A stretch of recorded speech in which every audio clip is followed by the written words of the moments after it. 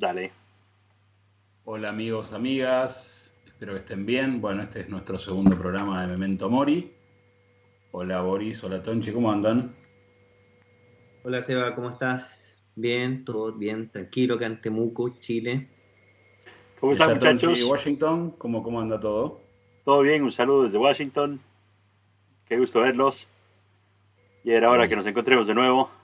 Bueno, me alegro que anden bien. Ojo que queda Bueno, pendiente la continuación del anterior programa, ¿no? Tenemos que hacer un La Muerte parte 2 algún rato. estaría bueno, ya le vamos a dar continuidad a ese tema que quedó ahí como con unas cuantas preguntas para responder. Dale. Bueno, les queremos contar, hoy elegimos un tema del que se estuvo hablando todo el año, ¿sí? Que es el COVID 2019. Nos pareció interesante el tema, más allá que obviamente convivimos actualmente con este tema en noticiosos, periódicos y demás, porque teniendo conversaciones privadas, por separado, los tres, nos pasaba esto de, no sé, yo como argentino, por ejemplo, los argentinos siempre tenemos esa cuestión de que nuestros males son nuestros y que no pasa en ningún otro lado, y por ahí hablando con Tonchi de la cuestión cuarentena, anticuarentena, o con Boris de lo que pasa en Temuco, nos dábamos cuenta que por ahí hay más similitudes que diferencias, y por ahí estaba interesante un poco compartir, ya que tenemos esta cuestión de estar los tres en distintos lados, y Tonchi también encima tener una visión muy fuerte de lo que está pasando en Bolivia. Por ahí nos parecía interesante abordar ese tema desde esos puntos de vista. ¿Les parece bien empezar un poco a contar, después de unos, ya creo que unos 8 o 9 meses de convivir con la enfermedad, cómo fue la cuarentena implementada en Boris, en el caso de Temuco, en Chile? Sí, mira, acá llegó la enfermedad en marzo, el 3 de marzo, Ujú. y transcurrido un mes desde que llegó la cuarentena, perdón, desde que llegó el virus comenzaron las cuarentenas, ¿ya? Particularmente en Santiago, en donde había muchos más casos, pero también acá en Temuco. Y en un principio las cuarentenas eran totales, ¿ya? Implicaba cierre de comercio, hubo que decretar estado de emergencia, o sea, un estado constitucional que permitiera al gobierno la implementación de las cuarentenas, porque implica una restricción significativa a la libertad de las personas.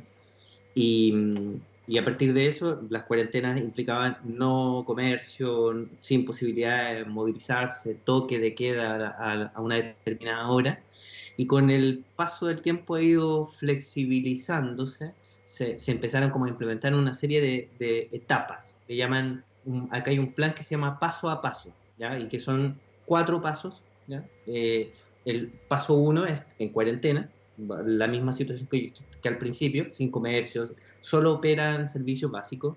El paso 2 que implica cuarentena de fin de semana, durante la semana se puede transitar y solamente opera el toque de queda en la noche. Y después ya los otros pasos implican apertura del comercio y de los locales con cierto aforo permitido, con una determinada cantidad de gente, y ya el cuarto paso es la preparación para la apertura, ¿ya? Entonces cada uno de esos pasos determina las condiciones de libertad que tienen las personas para moverse y se le ha llamado como una cuarentena dinámica, una cosa así, ¿ya? Un poco por la presión que hay de tratar de generar cierto nivel de dinamismo a la economía, ¿ya?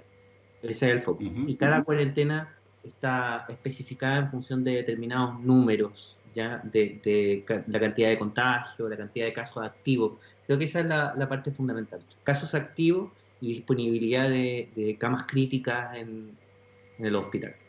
Ujú.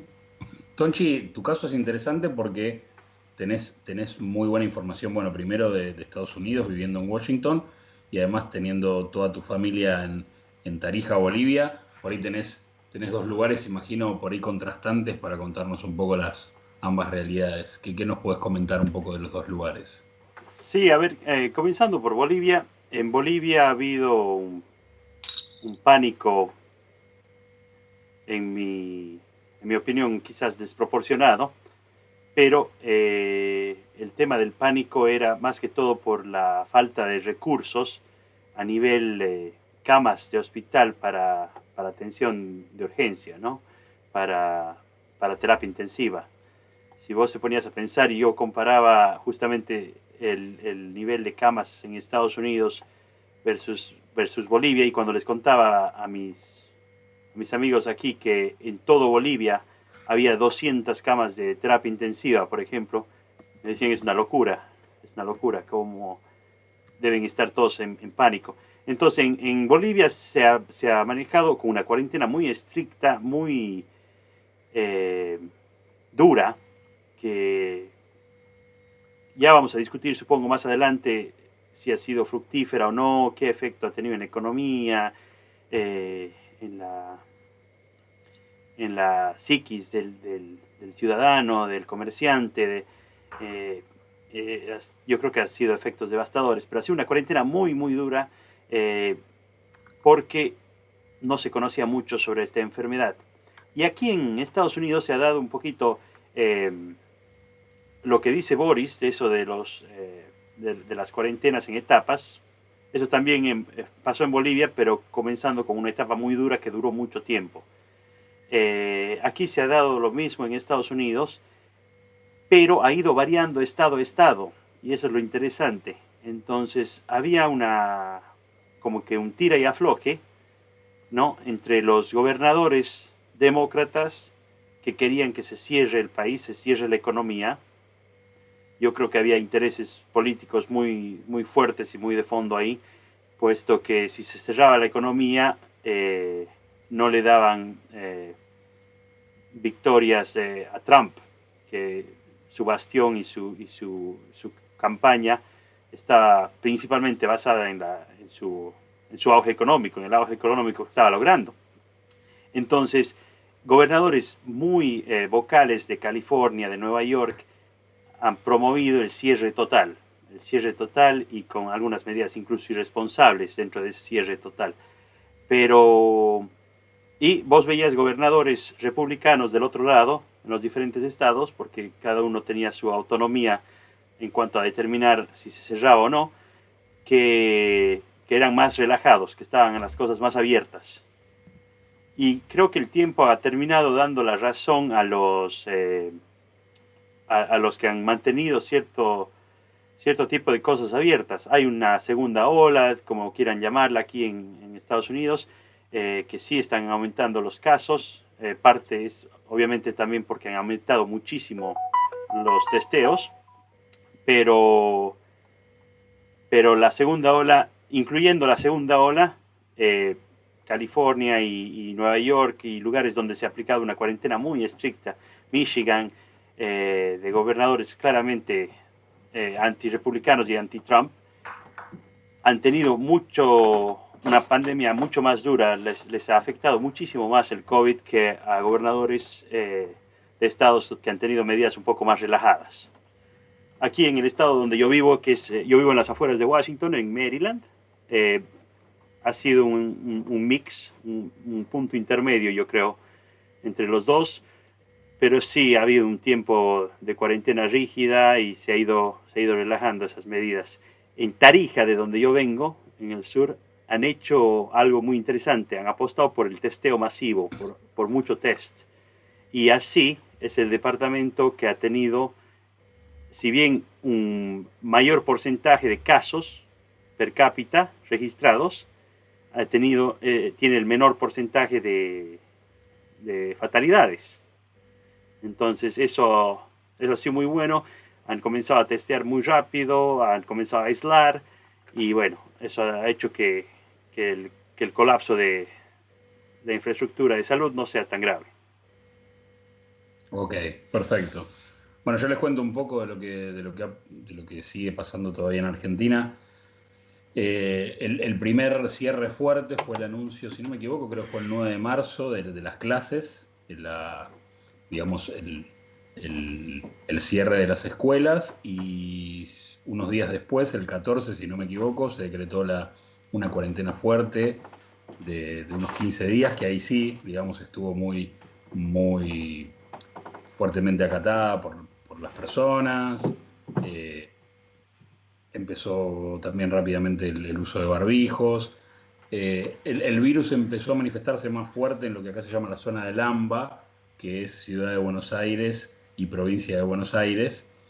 Y el tema que sucedió al principio es que en las provincias no había muchos casos, pero digamos que hubo como una cuestión general de un cierre de Argentina de fronteras, de un cierre también desde de las provincias, y lo que después pasó, y actualmente estamos más en una situación donde esta zona del AMBA redujo sus casos y sus infectados, y empezó a manifestarse más casos en provincias de Argentina. Eso es un poco lo que pasó.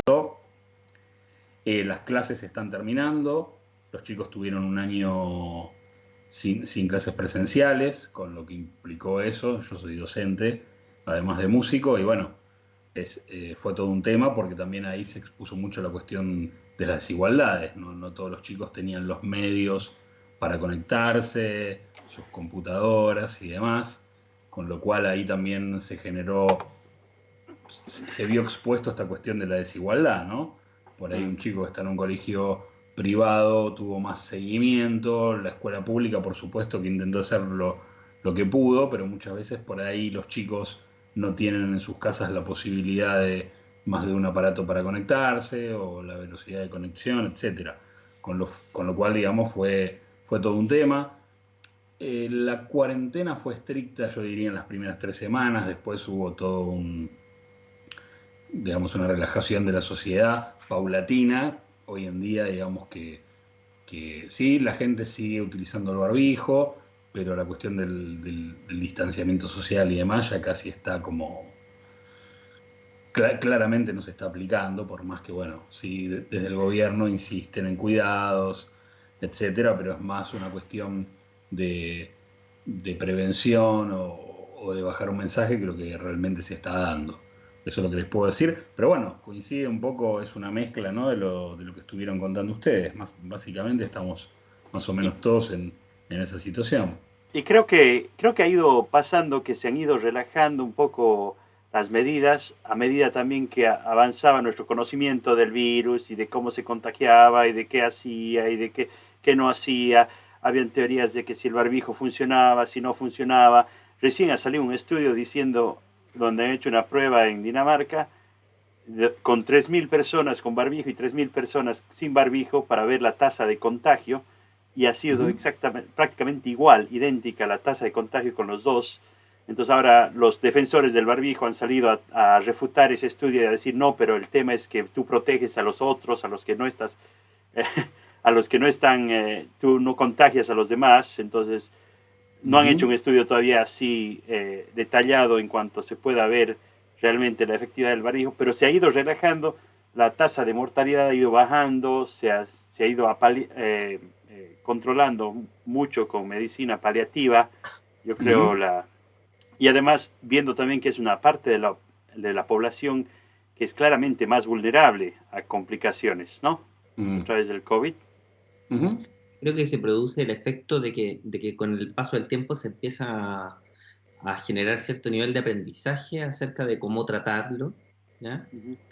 A eso te refieres con medicina paliativa, ¿no? O sea, Sí, que empiezan a perfeccionarse las técnicas para poder tratar a los pacientes que se encuentran con mayor nivel de desarrollo de la enfermedad, qué sé yo. Y también tengo la sensación de que, y de que preventiva, ¿no? Medicina paliativa y preventiva. Porque me acuerdo que todo el mundo ha comenzado como loco a tomar zinc, a tomar vitamina C, a tomar Mm.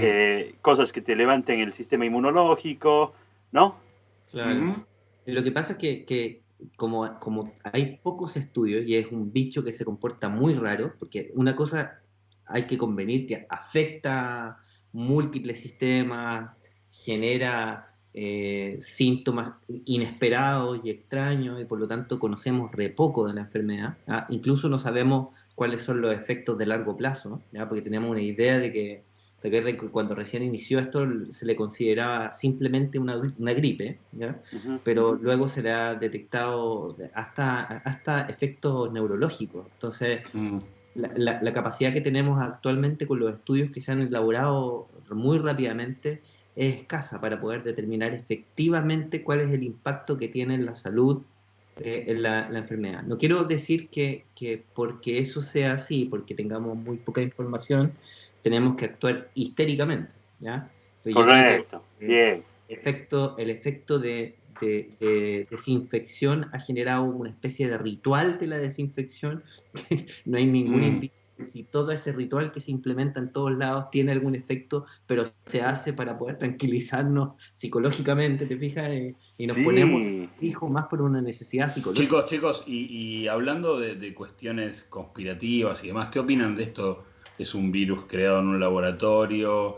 ¿Que ah, fue, digamos, una enfermedad creada o organizada para producir un número importante de muertes en sectores de la tercera edad que son poco activos y que generan, digamos, un desbalance económico o un objetivo atrás de empobrecer a los pueblos? ¿Qué piensan de todas esas teorías?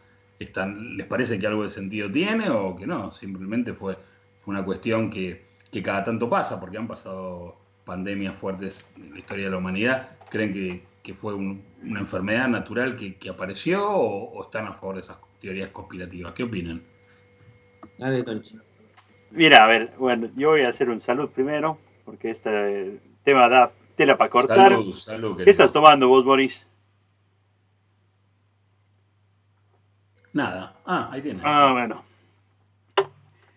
Les, les comento un poquito mi opinión, ¿no? Esto es en lo personal. No creo en las teorías conspirativas de que el virus ha sido desarrollado y programado maliciosamente y ejecutado para... Pero sí creo que existen poderes económicos, geopolíticos muy grandes que están haciendo uso y aprovechando de esto y que les conviene llevarlo al extremo y causar más miedo y entemerecer, no, atemorizar. Perdón, Ujú. estoy traduciendo mal. Atemorizar a la población y causar pánico que se aventajan de este tipo de cosas. Yo creo que hay una, una, una fuerza geopolítica mundial que quiere, que quiere aprovecharse de este tipo de situaciones para lograr objetivos de globalización, de creación de un gobierno mundial, de creación de una identidad global, de dependencia de todos los pueblos de un nuevo orden mundial, como le llaman, pero no creo que haya sido ingeniado y creado maliciosa. Bueno, no quiero creer, además, ¿no? Sería muy fatal Ujú. pensar algo así. Pero sí de que se aprovechan de este tipo de situaciones. Sin ir lejos, hay pruebas de que los mismos políticos aquí en Estados Unidos han jugado con este tema de la pandemia. En Bolivia han jugado con el tema de la pandemia. Tenías vos gente que decía hay que cerrar todo y lo decían de forma política y tomaban decisiones políticas más allá de la salud. Gente que decía hay que abrir todo y tomaban decisiones políticas más allá de la salud. Gente de izquierda y de derecha que politizaba el tema y se aprovechaba del tema. Ujú. Entonces, ¿por qué no? No me cuesta dar el salto a pensar que hay poderes geopolíticos globales que sí se están beneficiando de esto, que sí Mm. están aprovechando y están explotando esto, ¿no? Eso no me parece un salto muy largo. Ahora, de ahí el salto a tener pruebas o alguna cosa de que haya sido generado y, en un laboratorio y con malicia y largado porque hay gente que incluso dice que los vuelos de Wuhan al exterior estaban abiertos, pero de Wuhan dentro de China los vuelos domésticos estaban cerrados. No sé, ya. Además no tengo tiempo para investigar tanta boludeza que se dice. No sé si se Ujú. acuerdan que se decía que el COVID-19 era causado por las antenas 5G y Mm. salía un boludo con un aparato de esta es la antena que yo estaba instalando aquí en la torre, que no sé qué, y miren, dice COVID-19 y un montón de boludeces así. Eso no, no. Pero sí que la gente está aprovechando a distintos niveles. Yo creo que hay gente que está aprovechándolo localmente, gente que lo está aprovechando a nivel estatal, nacional, y sí creo que hay gente que lo está aprovechando a nivel global. ¿Vos qué No, opinas? yo coincido con vos que hay una cuestión medio, a partir de la enfermedad, una cuestión oportunista, política, que se podría haber dado a partir del COVID o de cualquier situación. O sea, siempre está el oportunismo de una oposición, sea cual fuere, frente a un oficialismo. Sí creo eso. También me cuesta creer esta gran conspiración. Se habla de nombres personales que crearon esto en un subsuelo, ¿no? 4 o 5 cabezas mundiales para dominar a la humanidad. Me suena, no sé, a Star Wars. No lo veo así. Pero Es un sí salto creo. es un salto muy grande. Y si habrían pruebas, no tendría problema en creerlo, ¿no? Si habrían pruebas fehacientes, no sé. Tal cual. ¿Vos, Boris, qué opinás? No, yo creo que, a ver, yo creo que nos vamos a ver enfrentados de vez en tanto por el azote de algún tipo de epidemia. O sea, hace poco tiempo, ¿se acuerdan de la gripe porcina, la H1N1, que tuvo un despliegue rápidamente también?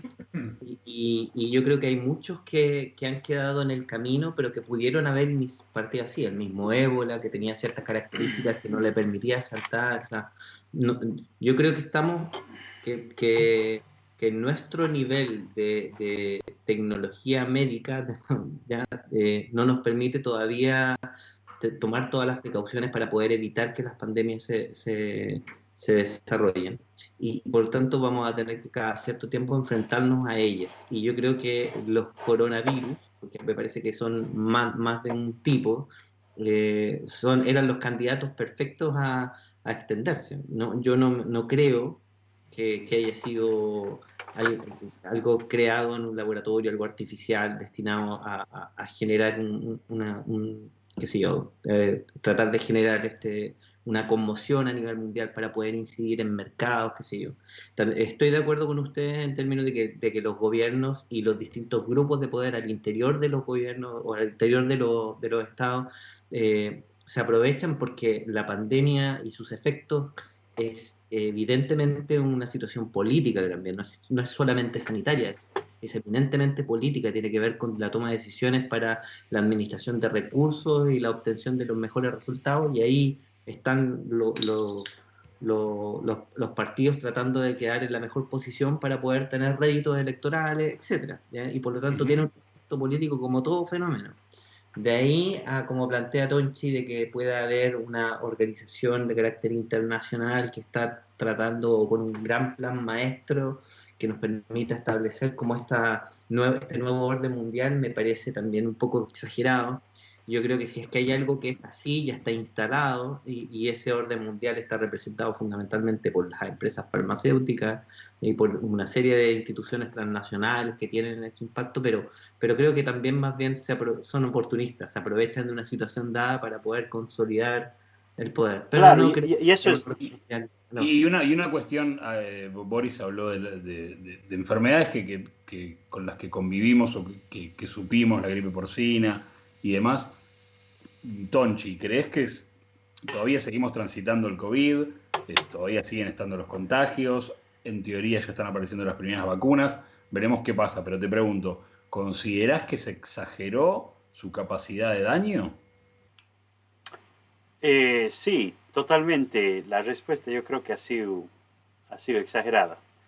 Ha Mm. sido exagerada, se ha visto que se ha hecho, todavía no estamos viendo los efectos, los daños reales de lo que va a ser la cuarentena Los colaterales, a decís. nivel global, sí, sí, sí, Mm. los efectos un poco a mediano plazo y a largo plazo que va a tener estos cierres.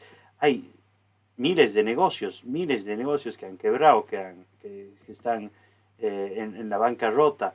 Entonces, esto va a tener un efecto muy largo eh, todavía por verse y se ha Ujú. exagerado. Yo creo que, por ejemplo, vamos a llegar a un momento con el COVID donde vamos a tener que convivir como convivimos en Estados Unidos, por ejemplo, con la influenza.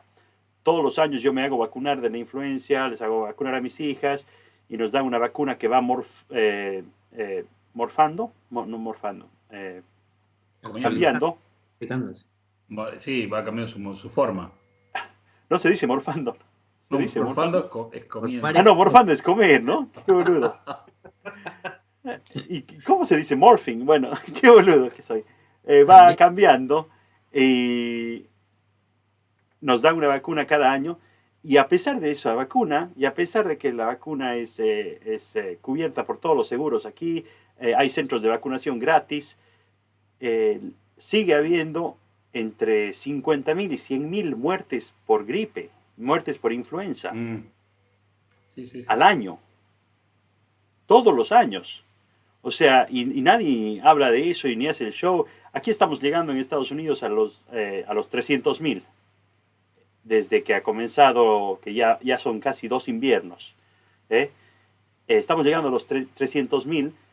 Y yo creo que va a comenzar, va a haber un punto en el que van a ser quizás 100.000, quizás 50.000, algo así como pasa con la influenza, ¿no? Que va a haber las vacunas, va a haber mucha gente que se la va a poner, va a haber mucha gente que no, va a haber mucha gente que va a terminar en el hospital debido a una enfermedad como el COVID y va a tener complicaciones. Nótese que de todos los casos aquí en Estados Unidos, el otro día leía una cifra interesante, 96%,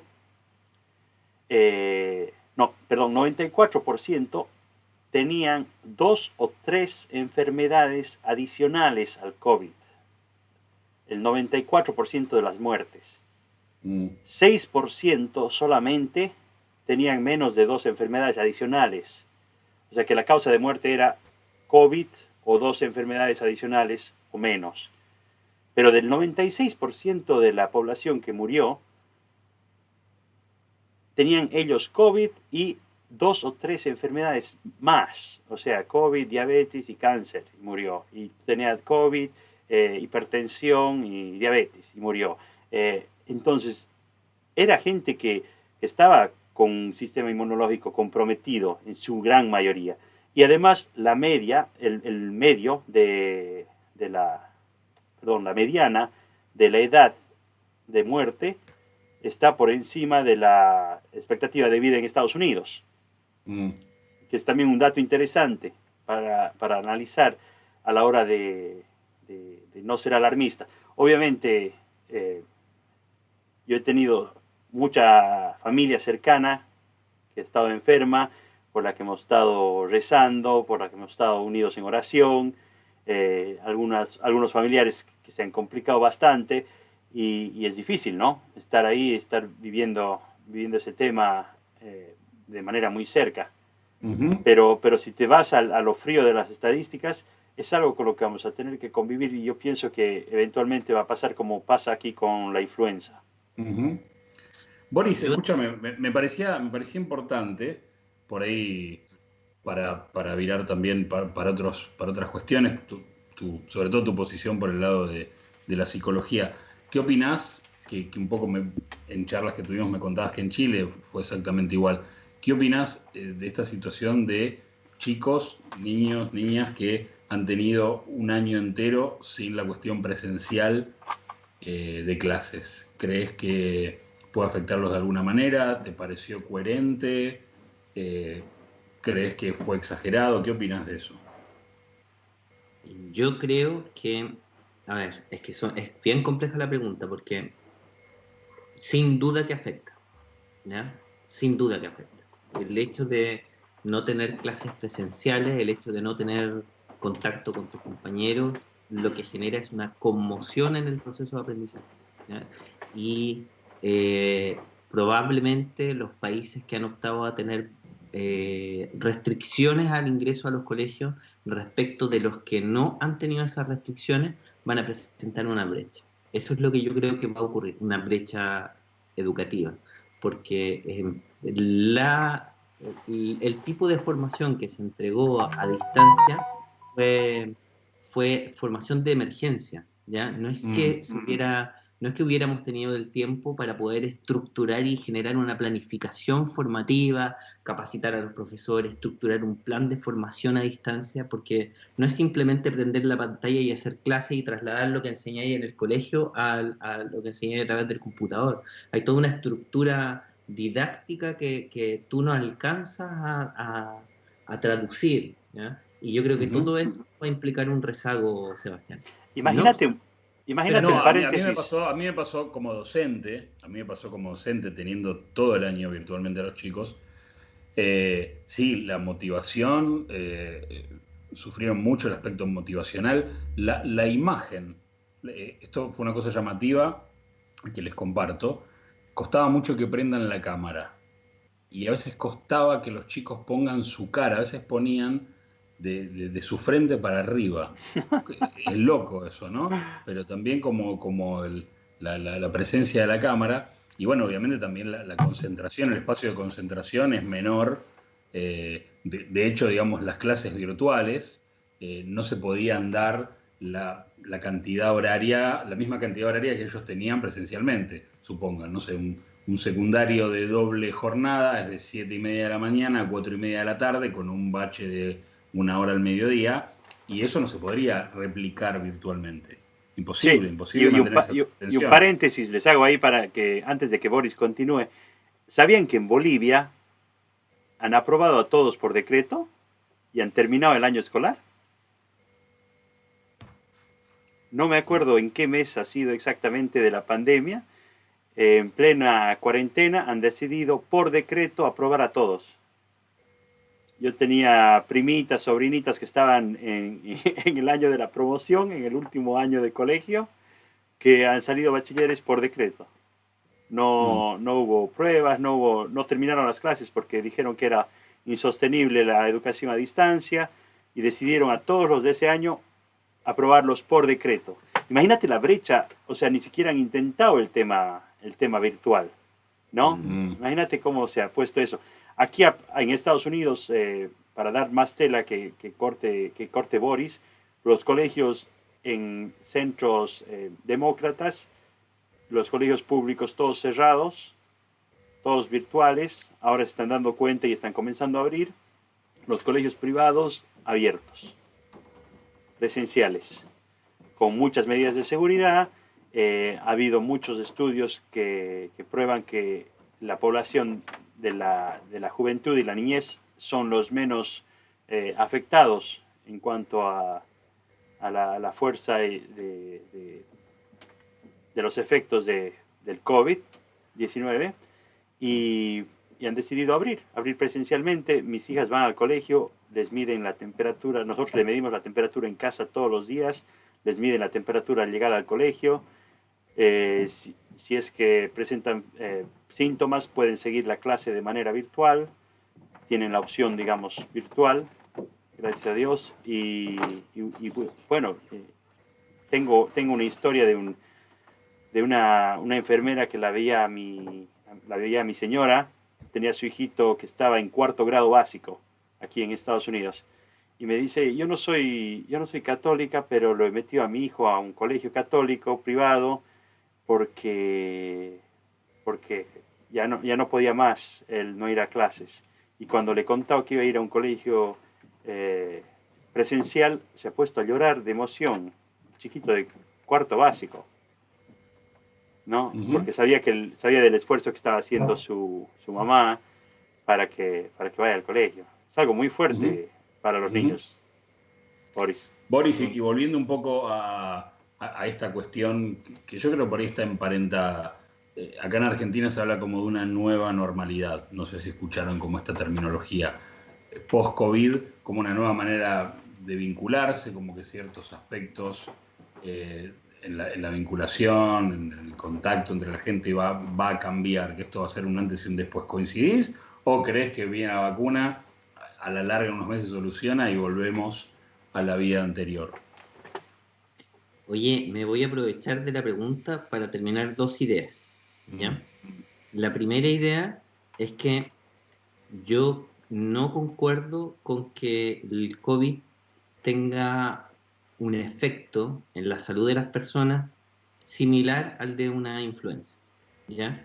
Eh, para la influenza nosotros tenemos una vacuna, ¿ya? Que tiene cierto porcentaje de efectividad y que permite que tenga una cierta expresión en la población contenida y que permita que los hospitales no se saturen, ¿ya? Eso es parte de lo que se logra con una vacuna, generar cierto nivel de planificación sanitaria, ¿ya? Cosa que no tenemos para el COVID, que se suma, no son factores Pero que uno porque puede. no tenemos la vacuna. Pero escúchame, Tonchi. Efectivamente es porque no tenemos la vacuna. Cuando Claro, la tengamos se va a volver estacional. Pero lo que exacto, estamos exacto, eso es lo que analizando, estoy diciendo. claro, pero lo que estamos analizando es la situación hoy. O sea, es el efecto que tiene frente al despliegue de una pandemia cuando no tenemos los recursos para poder internalizarla sanitariamente como sociedad.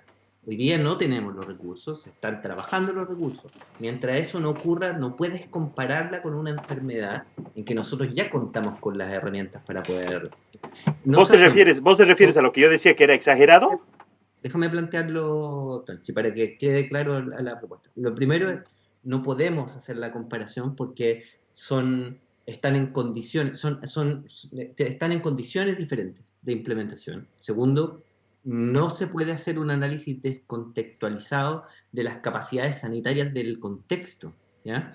A analizar la acción que se desarrolla en Bolivia, tú mismo lo mencionabas, con la capacidad sanitaria para poder absorber a una población respecto de las que tiene Washington, por ejemplo. No te permite hacer un análisis todo o nada, ¿ya? Tiene que ser un análisis contextualizado sobre la base de las capacidades. Y efectivamente tienes razón, los chicos son los que tienen menos posibilidades de verse afectados de manera grave, pero ello no implica que no sean los transportistas ideales del virus a población vulnerable y frágil. Entonces, entender seccionadamente a la población es no mirar el carácter sistémico que tiene la enfermedad. Por lo tanto, cuando tienes que pensar en una política sanitaria, la tienes que pensar mirando todos los factores. Desde esa perspectiva, yo creo que las políticas que han tomado los gobiernos eh, han tratado de conciliar dos aspectos que son igualmente graves. Tonchi, yo no quiero que sientas que estoy en el polo distinto, No, ¿ya? no, no, Yo totalmente de creo acuerdo. que el punto económico es grave. Esta se dice es la gran recesión de la mujer, ¿ya? Todo lo avanzado en políticas de género, por ejemplo, de inclusión de la mujer en el trabajo, de ganar de ciertos derechos laborales y sociales, queda inmediatamente en rezago cuando la obligas a partir de del trabajo a distancia a tener que equilibrar de manera bastante diferente a los hombres el cuidado de la familia con el cumplimiento de los objetivos laborales. Entonces, estamos hablando de una enfermedad que va a generar tal nivel de rezago en la sociedad que es difícil evaluarla en términos unidimensionales. Y quien pretenda hacerlo tratando de reducir las variables a unos pocos factores comete un error de imprecisión absoluta que para la política puede llegar a ser nefasta. Totalmente, totalmente de acuerdo. Las medidas tienen que ser aplicadas de acuerdo al contexto. Y como yo les he dicho anteriormente, estamos frente a un problema macabro. Todos los gobernadores, todos los políticos, todos los personales de salud se han puesto, han estado expuestos a una situación donde, sea cual sea la decisión, iba a tener consecuencias macabras, malas. No era una buena salida si decidías cerrar la economía, no era una buena salida si decidías abrir la economía, y tenías que vos sopesar y poner un montón de cosas en juego. Cuando te digo que hay exageración en cómo se ha tratado, te doy el ejemplo de la influenza, que eso va a ser a largo plazo. Te doy un ejemplo de que no ha sido algo que causa 10 veces más la muerte que las muertes por influenza. Te estoy dando los números para que hagas ese tipo de comparación. Y te digo que ha habido una exageración en el cierre, en la cuarentena, en los insumos. Han desplegado aquí en Estados Unidos, y te estoy hablando del contexto local, ¿no? Han desplegado aquí hospitales que han estado vacíos, han desplegado hospitales en barcos que han estado vacíos, porque pensaban que iban a colapsar los hospitales, y no ha habido tal colapso. Han sido muy pocos los hospitales que han colapsado, había camas, y el tema sigue pasando, ¿no? Que no hay un colapso de hospitales. Los Bueno, casos, pero está mal los haberse casos, los preparado casos para lo detectados, peor por las dudas. ¿No? los ¿Está casos mal haberse detectados, preparado para lo peor? pero el ¿Estar tema es que, preparados? el tema es que uno, viendo hacia atrás, obviamente es más fácil cuando ya ha pasado, poder criticar, ¿no? Y eso es lo que yo estoy haciendo. Estoy El criticando una famoso vez que ya. diario del lunes. Exacto, con el diario del lunes ya estamos criticando y estamos diciendo, mira, hemos exagerado mucho, ¿no? Pero habían medidas ilógicas, había medidas totalmente... mira, para mí, por ejemplo, el cierre de las iglesias, el cierre de las misas. Tú podías ir a la licorería, comprar tu cerveza, era un bien esencial, ¿no? Pero no podías ir a misa. Eso me parece una exageración llevada al extremo, innecesaria. El Son tema, chicos, el tema pero de... ¿cómo vas a comparar? Yo no, a ver, lo planteas desde una sola dimensión, la necesidad de algo espiritual frente a la Es que necesidad de no, una cosa que no lo puedo plantear, lo puedo pero plantear con todos los detalles si nos daría el tiempo del programa. de congregar a un grupo de personas en una misa es muy distinto a ir a comprar cualquier insumo. Son No, dimensiones distintas. te estoy explicando que han prohibido la celebración de las misas, ni siquiera para 10 personas, ni siquiera para 5 personas. Y vos ibas a los supermercados y habían 300 personas en el supermercado, Boris. Bueno, eso es ilógico, claro. Bueno, entonces, por eso te digo, y lo podemos analizar a detalle, lo podemos analizar a detalle y con todas las variables. Ha habido muchas cosas ilógicas y que vos veías claramente el tinte político, el tinte ventajista, el tinte oportunista en todo este tipo de ediciones. Y eso sí que... Bueno, nos va a volver a pasar de hacer un segundo programa, porque ya Son estamos... las 40 minutos, ya vamos. Necesitamos promediar. A ver, la nueva normalidad. A mí un poco, por ejemplo, en mi ámbito, me pasa de que creo que ciertas clases se pueden tranquilamente hacer a la distancia, ciertos encuentros, ciertas entrevistas. Veo que el home banking en muchas más situaciones que previas al COVID llegó para quedarse, pero yendo a un punto de vista más profundo que tiene que ver con la vincularidad. Boris, ¿qué pensás? ¿Va a haber una nueva normalidad o nos vamos a olvidar de todo esto y nos vamos a conectar como nos conectábamos siempre? ¿Qué opinas? ¿Hay un antes y un después? No, yo creo que en algunas dimensiones, pero muy acotadas. Igual yo creo que también depende de la capacidad que tengamos nosotros de sacarlo mejor, ¿eh? Porque nunca antes habíamos logrado incorporar la tecnología tan rápidamente en los distintos procesos, en los procesos productivos, en los procesos educativos. Entonces, si ese drive no lo tomamos y lo sostenemos en el tiempo, yo creo que vamos a haber perdido una oportunidad. Entonces, más bien mi respuesta sería ojalá, ¿ya? Pero yo creo que lo que puede llegar a ocurrir es que se produzca con la vacuna una especie de normalidad, se produzca un repliegue, que la gente quiera tratar de volcarse y recuperar su vida anterior. Y yo creo que eso sería un error, porque hay que ver la oportunidad que hay detrás de esto. Tochi, escúchame vos, que me parece que de los tres sos el que más información tenés. Es cierto lo que dice Boris, de que por suerte tuvimos una tecnología. Yo siempre digo, si esto hubiera pasado 10 años antes, no sé si estaba la posibilidad de la educación virtual y demás. Pero digo, también se vio cierta cuestión obsoleta de la tecnología. ¿Vos creés que a partir de esta situación se van a acelerar procesos, avances en cuanto, por ejemplo, a la velocidad de conexión, mejoras a nivel software que permitan una vincularidad mucho más rápida y, digamos, mucho más dinámica?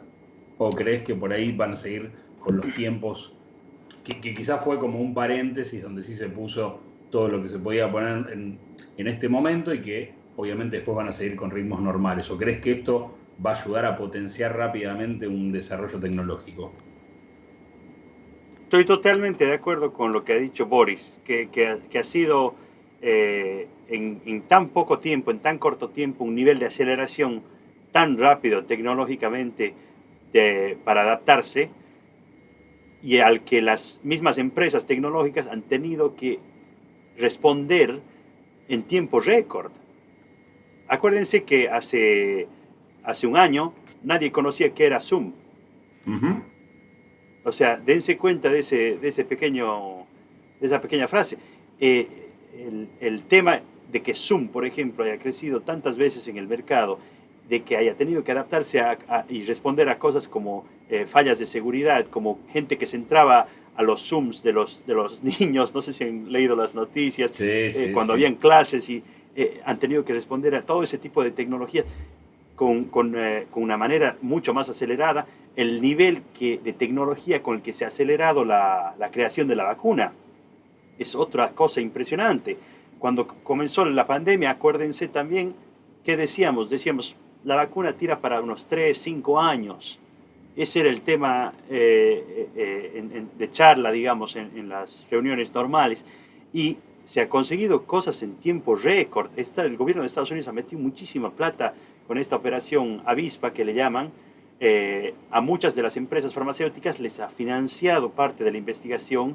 A otras empresas farmacéuticas no les ha financiado parte de la investigación, pero les ha dado compras por adelantadas.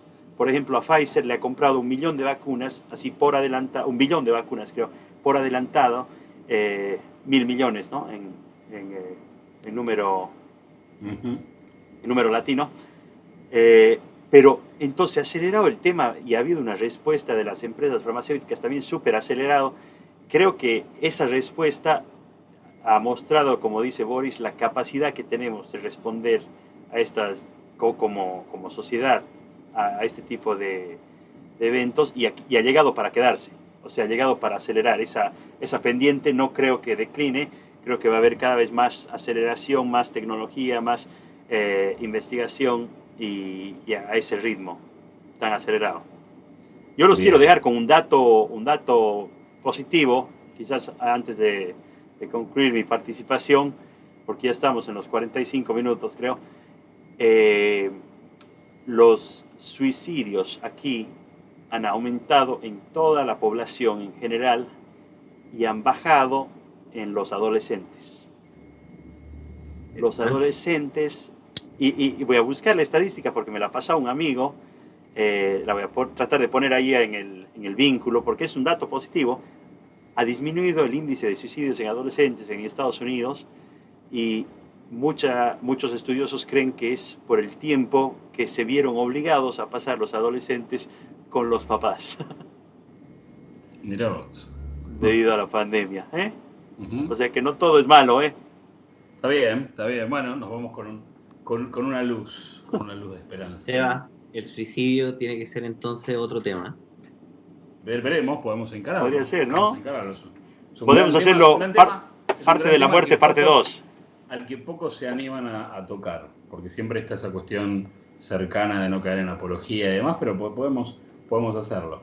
Bueno, nos hemos excedido, da tranquilamente para una segunda etapa. Ojalá podamos hacer COVID-2 ya habiendo superado esto. Así que bueno, queremos agradecerles. Ahora Tonchi les va a decir las cuestiones de rigor en cuanto al canal. Y bueno, muchas gracias y nos estamos viendo en breve. Tonchi, contarles un poco los detalles para seguir con nosotros. Bien, muchachos, entonces si quieren seguirnos tienen que apretar ahí abajito, no sé dónde está, el botón de suscribirse y además apretan la campanita para que Google, YouTube, los notifique cada vez que pongamos un nuevo video. Un abrazo y gracias por su tiempo. Espero que hayan disfrutado como nosotros lo hemos hecho. Un gusto verlos, Boris, Sebastián, salud. Nos vemos, salud, suerte. Que Dios los bendiga. A todos.